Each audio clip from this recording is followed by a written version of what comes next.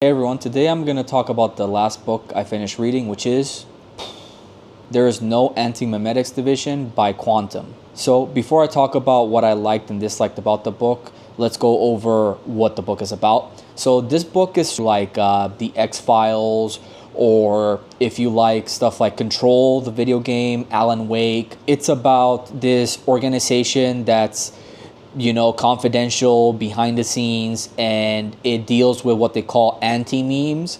And an anti-meme, from my understanding, is essentially these kind of like phenomena that cause people to forget who they are, lose their memories, and then just be erased from existence, and then people just no longer remember them. We follow a specific main character called Mary Quinn, who's the head of the Antimemetics Division, and just her solving these cases and other characters solving these cases. So let's get into first the good, and then I'll talk about the bad. I really like the lore and the world and like kind of like the technologies. I'm not gonna spoil a lot because you guys should definitely check this book out, but there's a lot of really interesting ideas here, a lot of like things to do with memory and like biology. My mind would have not conceptualized anything like that before reading this book, but that was really cool. And also the writing is really engaging and really gets you invested in this world and the story. Quantum does a really good job at setting the mood for this story. But I gotta say, I liked the book, but I didn't love the book. Primarily, the issues I have with it have to do more with the plot and the characters.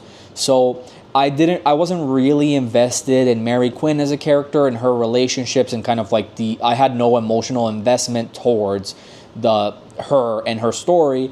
And initially, the book does a really good job at being engaging with a set of like vignettes or short stories, but as it goes along, there's more of a central narrative and like a central like evil that gets presented, and I just didn't find that particularly interesting. I found more of the side background stuff and the weirdness of it more interesting than this like evil that they're trying to defeat. And I feel like to some degree it got kind of repetitive with like memories and like the cyclical nature and like forgetting and remembering.